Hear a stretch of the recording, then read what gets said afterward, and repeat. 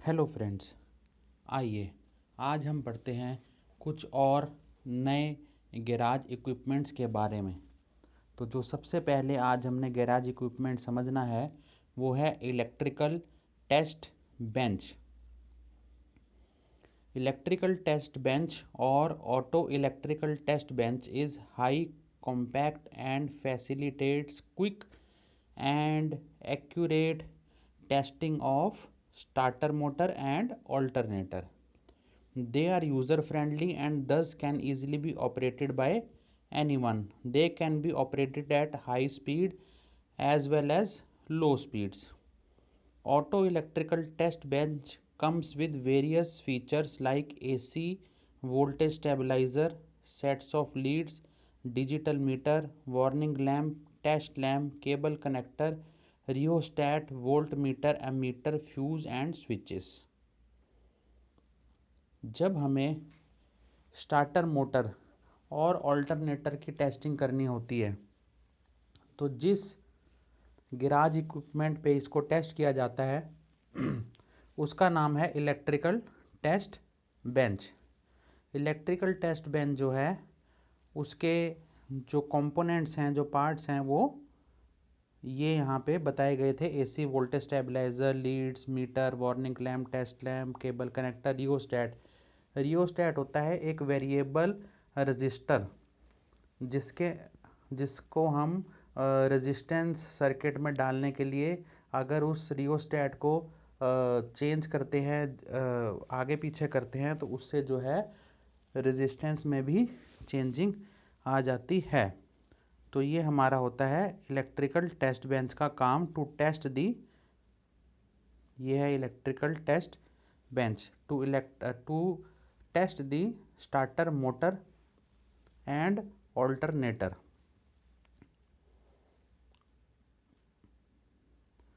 तो आइए देखते हैं इसकी सर्किट डायग्राम को। ये हमने क्रैंकिंग मोटर या स्टार्टर मोटर को जो है यहाँ पे लगाया, जिसके साथ एक टैकोमीटर लगाना है। टैकोमीटर जो है वो हमारी स्टार्टर मोटर के आरपीएम को मेजर करने में काम में आएगा। बैटरी से इसका कनेक्शन लगाएंगे, अमीटर से, सोलेनॉइड से यहाँ कनेक्टेड होगा और सोलेनॉइड से ये वोल्ट मीटर से ये यहाँ से यहाँ कनेक्टेड होगा। यानी कि एक साइड एमीटर से और एक साइड वोल्ट मीटर से जो है कनेक्टेड होएगी। तो यहाँ से जो है हम बैटरी से जब करंट उसको प्रोवाइड करेंगे तो टैकोमीटर पे हमें पता लग जाएगा कि क्या हमारी स्टार्टर मोटर जब क्रैंकिंग मोटर क्रैंक करती है, स्टार्ट होती है, तो क्या वो एज़ पर स्पेसिफिकेशंस जो मैन्युफैक्चरर ने दी गई है, जो गाइडलाइंस उसने दी गई है, जो उसने बताया कि स्टार्टर मोटर के इतने रोटेशंस पर मिनट होंगे, तो उसको हम जो है इससे टेस्ट कर सकते हैं। और जब ऑल्टरनेटर को टेस्ट करना हो तो हम ऑल्टरनेटर को एक उसका पॉइंट ग्राउंड कर देते हैं और एक पॉइंट उसका वोल्ट मीटर पे रखता है जो वो भी ग्राउंड रहता है। एक उसका पॉइंट यहाँ से रजिस्टर्स पे जाता है और ये यहाँ से बैटरी पे कनेक्ट जाएगा और एक इसका पॉइंट डायरेक्ट बैटरी से जाएगा और बैटरी भी एक साइड जो है नेगेटिव टर्मिनल उसको अर्थ कर देंगे।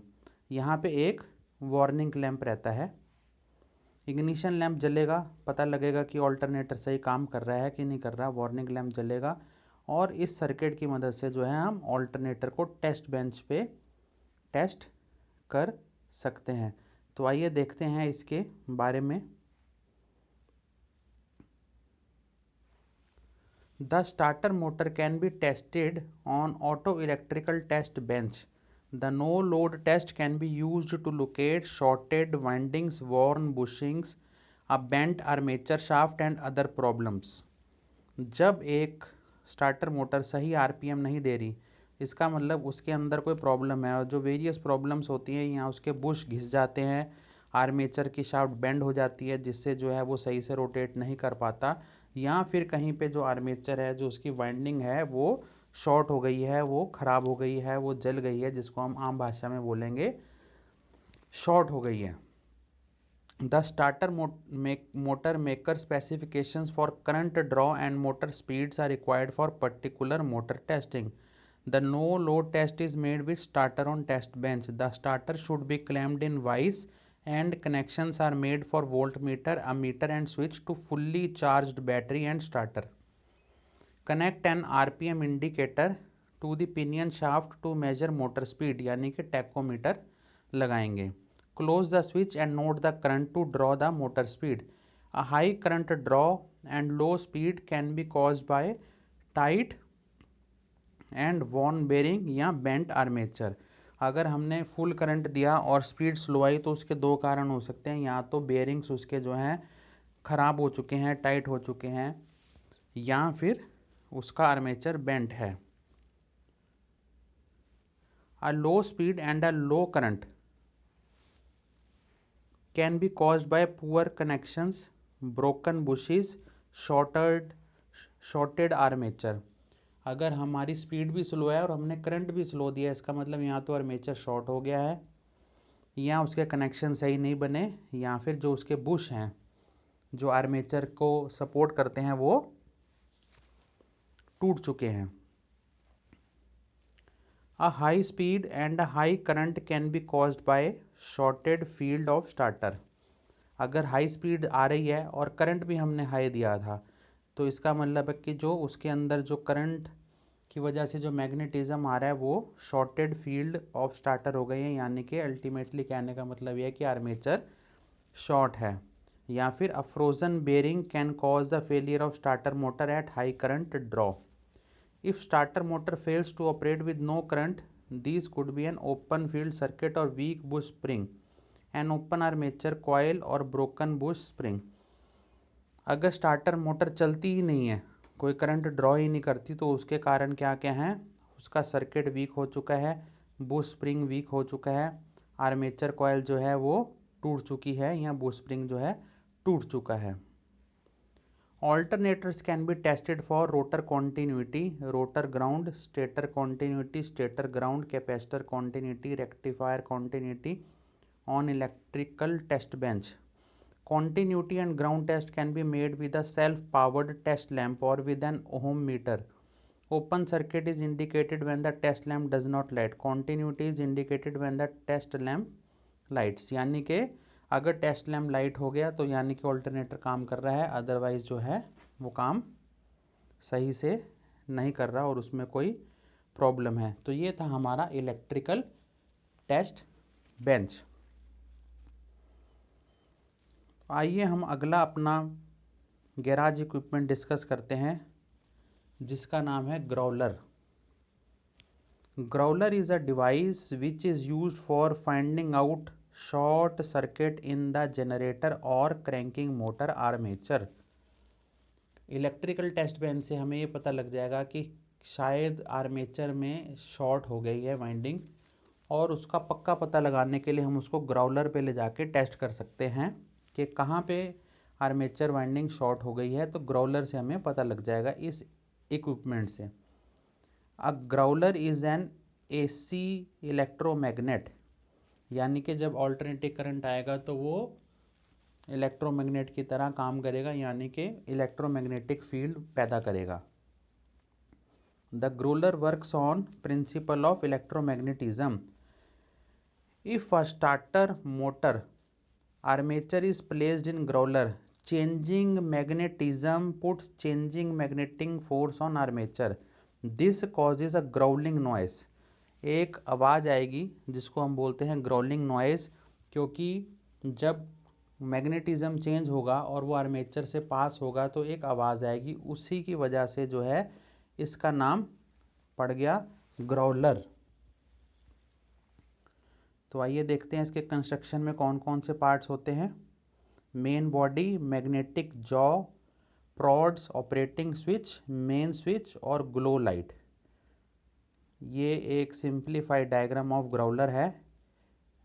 मेन स्विच ये लो हाई या फिर टेस्ट का स्विच, अमीटर, प्रॉड्स जिससे जो है हम अपनी स्टार्टर मोटर को आर्मेचर को कनेक्ट करेंगे, और मैग्नेटिक जॉ जहाँ से मैग्नेटिक फील्ड जो है चेंजिंग उसमें आएगी जहाँ पे इलेक्ट्रोमैग्नेटिज्म होगा। यहाँ पे हम जो है अपना आर्मेचर को रखेंगे और इसको जो है हम किस तरह से टेस्ट करेंगे, आइए हम देखते हैं।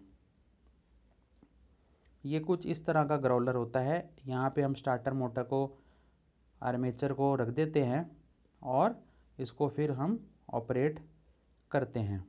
तो आइए हम देखते हैं पहले इसकी वर्किंग के बारे में।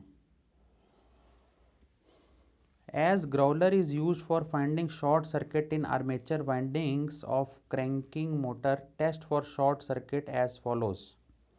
सबसे पहले the growler is connected to main supply and armature to be tested is placed on growler. Second number, hold a hacksaw blade flat against the length of armature core on top. Start the growler. Third step है slowly rotate the armature while holding the hacksaw blade against each section of armature core. Fourth step, if the hacksaw blade vibrates और jumps over any section of armature core during rotation then it shows short circuit in that section of core and it must be replaced और repaired. The blade vibrates during rotation of short circuited armature winding, completes the magnetic path between blade and growler and thus blade is attracted. इसमें क्या होता है, इस तरह से जो है हम आर्मेचर को रख देते हैं और सारे कनेक्शंस बना देते हैं। एक हम यहाँ पे हैक्सॉ ब्लेड, ये रहा जो हैक्सॉ ब्लेड है, ये वाला, ये इस तरह से ये हैक्सॉ ब्लेड है, इसको हम जो है आर्मेचर के ऊपर इस तरह से रखेंगे और धीरे धीरे हम आर्मेचर को स्लोली रोटेट करेंगे, क्योंकि यहाँ से ऑलरेडी मैग्नेटिज्म करंट आ रहा है। तो जहाँ पे हमारा वो करंट शॉर्ट सर्किट की वजह से इलेक्ट्रोमैग्नेटिक फील्ड जो है वीक हो जाएगी, तो वहाँ पे ये ब्लेड उस सर्किट को कंप्लीट करेगा और ये ब्लेड टुवार्ड्स आर्मेचर बेंड हो जाएगा, जिससे हमें पता लग जाएगा कि ये पर्टिकुलर सेक्शन, ये पर्टिकुलर जगह जहाँ जो कि हैक्सॉ के बिल्कुल सामने होएगी, वो जो है हमारी वीक है, वो शॉर्टेंड है, तो उसको हम रिपेयर या रिप्लेस कर देंगे। तो ये था हमारा ग्रोलर का वर्किंग। आइए आगे हम पढ़ते हैं नेक्स्ट अपने गैराज इक्विपमेंट के बारे में, जिसका नाम है headlight beam tester and aligner. इसके नाम से ही पता लग रहा है कि हेडलाइट की बीम को जो है ये टेस्ट और अलाइन करता है।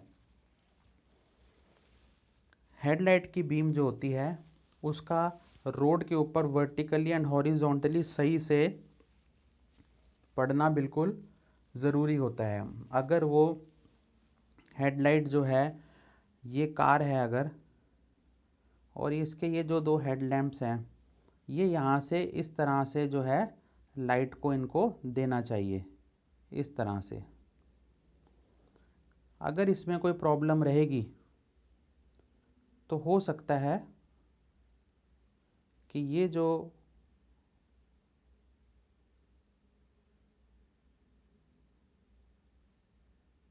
हेडलैम्प्स हैं ये एक ही साइड पे लाइट को डालें। इस तरफ को डाल सकते हैं, किसी और डायरेक्शन में डाल सकते हैं, इस तरफ को, इस तरफ को, बीच में खाली रह सकता है, एक साइड ज़्यादा हो सकती है, एक साइड कम हो सकती है, यानी कि बीम जो है वो अलाइनमेंट में नहीं है।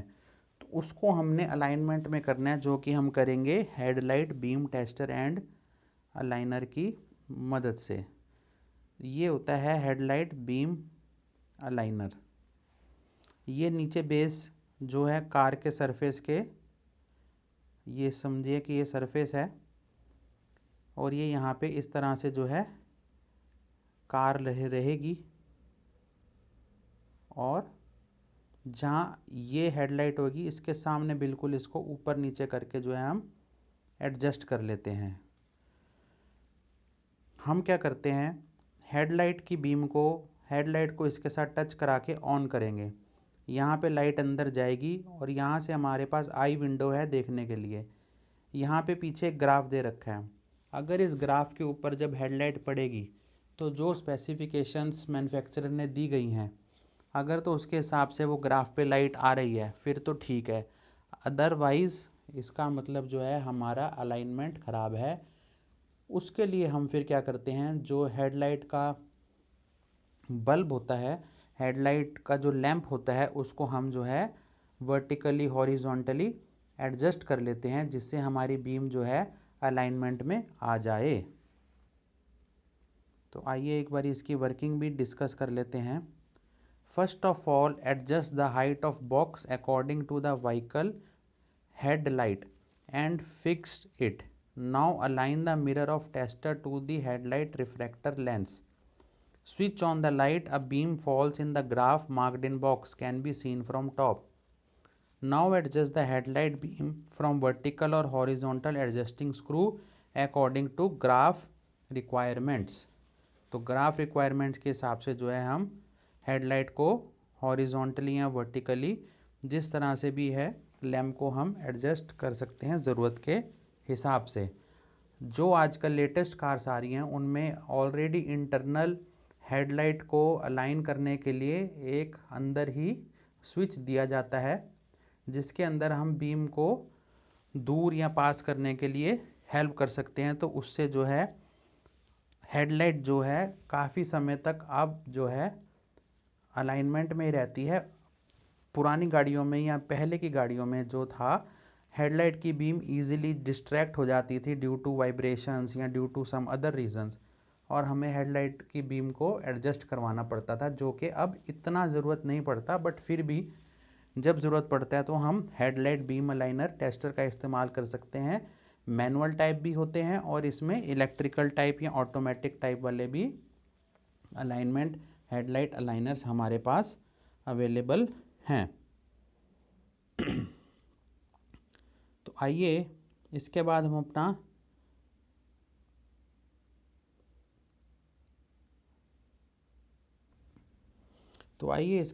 अपना नेक्स्ट गैराज इक्विपमेंट डिस्कस करते हैं, जो कि है बैटरी चार्जर। जैसे कि इसका नाम सजेस्ट करता है, इसका काम है एक बैटरी को चार्ज करना। ऑटोमोबाइल का जो बैटरी है वो सबसे इम्पोर्टेंट पार्ट अदा करता है एक ऑटोमोटिव इंजन को या ऑटोमोबाइल को स्टार्ट करने में। तो बैटरी का प्रॉपर करंट देना बहुत ही ज़रूरी है, अदरवाइज़ जो है हम इंजन को क्रैंक नहीं कर पाएंगे, स्टार्ट नहीं कर पाएंगे। वैसे तो जब गाड़ी चलती है तो इंजन की स्पीड की वजह से बैटरी रिचार्ज होती रहती है, लेकिन एक टाइम के बाद जब बैटरी बहुत ज़्यादा डिस्चार्ज हो जाती है तो उसको हमें एक्सटर्नली चार्ज करना पड़ता है, जो कि हम बैटरी चार्जर की मदद से चार्ज करते हैं। As automobile batteries are expensive item to replace, these should be serviced regularly and properly. The battery starts getting discharged in due course of its operation. Check the battery for specific gravity of electrolyte and terminal voltage. If the terminal voltage of each cell also falls below 2 volt, then recharging of battery becomes very essential. तो ये इस तरह से जो है battery charger को हम battery के साथ लगा के केबल्स के साथ नेगेटिव और पॉजिटिव में जो है हम बैटरी को चार्ज कर सकते हैं। तो आइए देखते हैं। अब battery is charge with the help of battery charger. अब बैटरी चार्जर में बी ऑपरेटेड फ्रॉम AC और DC supply. Before charging battery is removed from vehicle, there are various types of chargers available. Since battery require DC for charging, so rectifier is used to AC supply for converting it into DC. Battery जो है direct current से चलती है तो उसको charge करने के लिए भी DC डायरेक्ट करंट चाहिए, लेकिन जो हमारे पास अवेलेबल होती है वो ऑल्टरनेटिंग करंट होता है। तो बैटरी चार्जर में एक रेक्टिफायर लगा रहता है जो कि AC को DC में कन्वर्ट करता है और फिर बैटरी को चार्ज करता है। तो दो तरह से हमारे पास बैटरी चार्जर्स होते हैं, AC motor coupled with DC generator और rectifier type. The modern battery chargers are equipped with rectifier to convert AC to DC. So rectifier type battery chargers are generally used. A battery charger is also equipped with rheostat, ammeter and voltmeter. A battery is charged with recommended normal charging current for specified period. जो guidelines specified रहेंगी उसके हिसाब से जो है battery को normal current पे एक तय समय के लिए चार्ज किया जाएगा। तो इसके लिए जो है हमारे पास अलग अलग तरह से जो है बैटरी को चार्ज करने के लिए सिस्टम रहता है। एक होता है स्लो रेट बैटरी चार्जिंग, दूसरा होता है high rate battery charging. Slow rate में हम बैटरी के स्लो करंट देते हैं ज़्यादा समय के लिए जिससे वो चार्ज होती है, और हाई रेट बैटरी चार्जिंग में हम हाई करंट देते हैं बट उसमें टाइम कंसिडरेबली रिड्यूस हो जाता है। उसमें ज़्यादा टाइम अगर देंगे तो बैटरी जो है ख़राब हो सकती है। और साथ के साथ जब बैटरी चार्ज हो रही होती है तो हमें ध्यान रखना पड़ता है कि जो बैटरी का टेम्परेचर है, इलेक्ट्रोलाइट टेम्परेचर है, वो कभी भी इंक्रीज़ ना करे। अगर वो इंक्रीज़ करेगा तो भी हमारी जो है चार्जिंग इफ़ेक्ट होगी और किसी किस्म का कोई एक्सीडेंट भी हो सकता है और बैटरी ख़राब भी हो सकती है। तो आइए प्रोसीजर पढ़ लेते हैं। Connect the positive lead from charger to positive terminal of battery and negative of the charger to the negative of battery terminal. Second, many batteries can be charge simultaneously by connecting them in series. क्योंकि ये direct current होता है तो उसको हम series में लगाएंगे तो साइमल्टेनियसली एक बैटरी चार्जर से कई बैटरीज को चार्ज किया जा सकता है।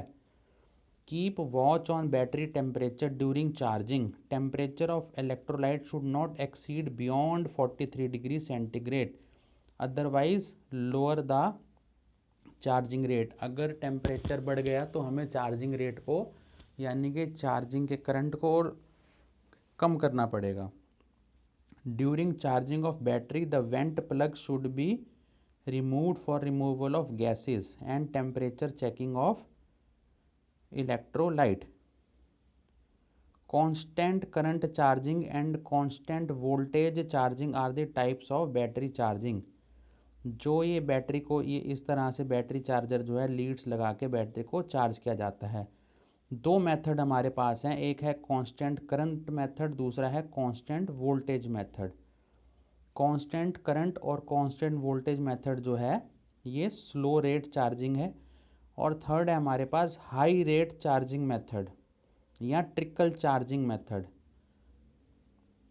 ट्रिकल चार्जिंग में हम जो है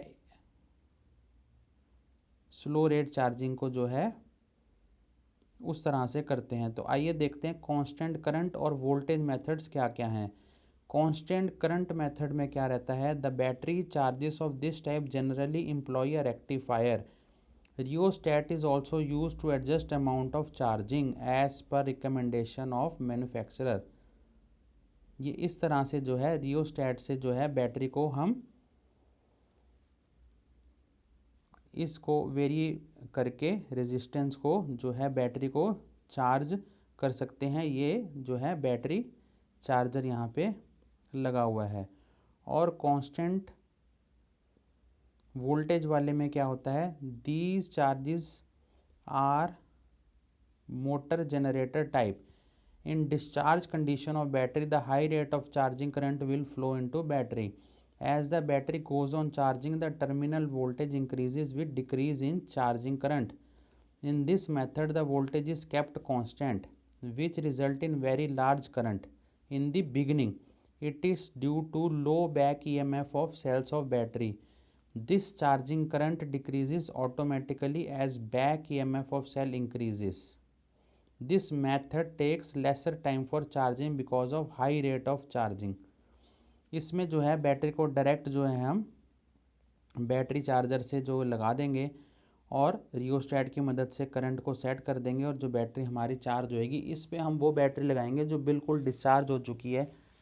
क्योंकि स्टार्टिंग में ये हाई करंट जाएगा क्योंकि वोल्टेज हम फिक्स्ड रखेंगे, इसमें करंट फिक्स नहीं होता है, इसमें वोल्टेज फिक्स होती है। तो जिसकी वजह से स्टार्टिंग में बैक ईएमएफ जो सेल्स की वजह से एक ईएमएफ बैक आएगी तो हाई वोल्टेज की वजह से जो कांस्टेंट वोल्टेज की वजह से जो है हाई करंट होगा तो बैटरी जो है स्टार्टिंग में जल्दी चार्ज करेगी और ओवरऑल जो है उसका चार्जिंग टाइम रिड्यूस हो जाएगा। तो ये थे हमारे कांस्टेंट वोल्टेज चार्जिंग मेथड और कांस्टेंट करंट चार्जिंग मेथड। तो इसी के कांस्टेंट करंट चार्जर होता है और कांस्टेंट वोल्टेज चार्जर होता है। तो आइए इसका प्रोसीजर देखते हैं। सबसे पहले है remove the plug of battery, check the level of electrolyte, add water if level is found low, connect the discharge battery, adjust the charging amount, current as recommended by operating rheostat, check specific gravity of electrolyte by hydrometer, stop charging when there is no increase in specific gravity, or also check the temperature. It should not be excessive than 53 degree centigrade approximately. और voltage charger में क्या होता है, voltage charger में भी जो है same system है। Remove the plugs, check the electrolyte level, if electrolyte level is low add water to it, battery to be charge is connected to the charger, watch electrolyte temperature closely and stop charging if temperature rises above 53 degree centigrade, also stop the battery when it gives indication of fully charged conditions such as gassing and no further increase in specific gravity of electrolyte or color of plates.